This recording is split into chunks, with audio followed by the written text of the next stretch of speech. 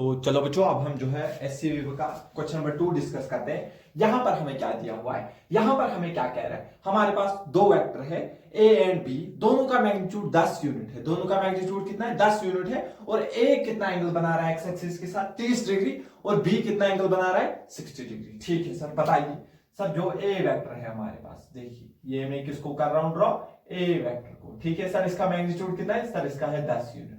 ठीक है सर, ये कितना एंगल बना रहा है सर, ये बना रहा है 30 डिग्री। ठीक है हाँ सर। सर जो वेक्टर बी है सर, वो कितना एंगल बना रहा है सर, जो वेक्टर बी है सर, उसका मैग्नीट्यूड भी 10 यूनिट है। दोनों का मैग्नीट्यूड सेम है।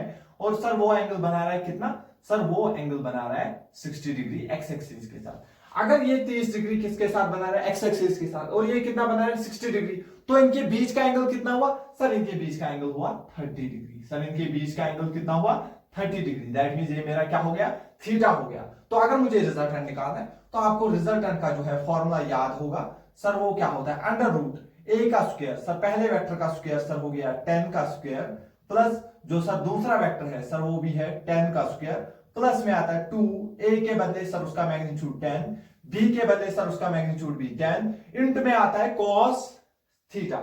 यहां पे कॉस थीटा, और यहां पर हमारे पास कितना है कॉस, और थीटा कितना है 30 डिग्री, कॉस 30 डिग्री। क्या इतना क्लियर है? हाँ सर, ये देखो ये आएगा अंडर रूट, ये आएगा अंडर रूट। ध्यान से देखना, ये इसको मैं ऐसे रहने दे रहा हूं, 10 स्क्वायर प्लस ये कितना है sir 10 square plus 2 into 10 into 10 क्या हो गया सर, ये भी हो गया 10 स्क्वायर। सर कॉस 30 डिग्री कितना होता है सर, ये होता है √3/2। कितना होता है √3/2, 2 और 2 क्या हो गया कैंसिल।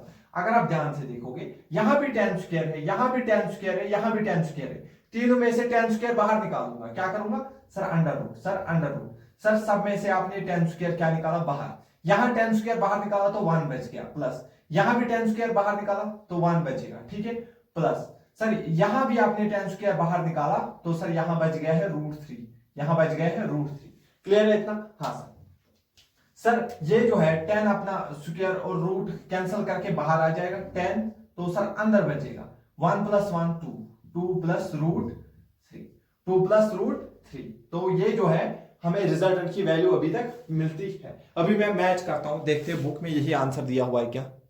हाँ, तो बुक में दिया हुआ है 20 cos 15, वो भी यही होता है, क्योंकि cos 15 की वैल्यू जो है अगर आप देखोगे तो वो ऑलमोस्ट इसके बराबर है। लेकिन वैसे आंसर जो है जरूरी नहीं है हमारे पास, क्योंकि एससी वर्मा बुक का जो है इसमें क्वेश्चन बहुत अच्छे होते हैं, लेकिन इसमें जो वैल्यूज होती है वो उतनी अच्छी नहीं है, उसके तरफ हमें नहीं जाना है। अगर आपको एग्जाम में ऐसा सवाल दिया होगा तो आपका आंसर इस फॉर्म में होगा। क्लियर है? तो ये आपका आंसर हो गया। क्लियर है? ठीक है, तो मैं इसको आंसर लिख लेता हूं। ठीक है, बाद में आप बोलोगे नहीं सर आपने नहीं बोला। ठीक है, 10 √2 + √3। क्लियर है इतना? हाँ सर। तो सर क्या बोल रहे थे सर, ये तो हो गया मैग्नीट्यूड, ये क्या हो गया रिजल्टेंट का मैग्नीट्यूड।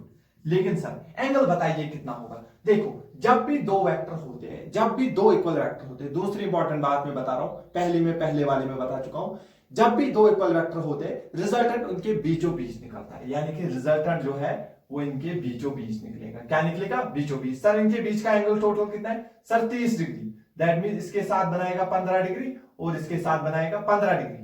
तो रिजल्टेंट जो है उससे पहले यहां तक थे 30, और फिर यहां से कितना दूर है और 15 डिग्री, तो रिजल्टेंट ओवरऑल कितना डिग्री दूर है sir, 45 degree with x axis. क्या आपको ये समझ आ रहा है? देखो, जो रिजल्टेंट है इनके बीचों बीच आएगा, इनके बीच में टोटल एंगल है 30, उसका आधा कितना हो गया 15 डिग्री इसके साथ, 15 डिग्री उसके साथ।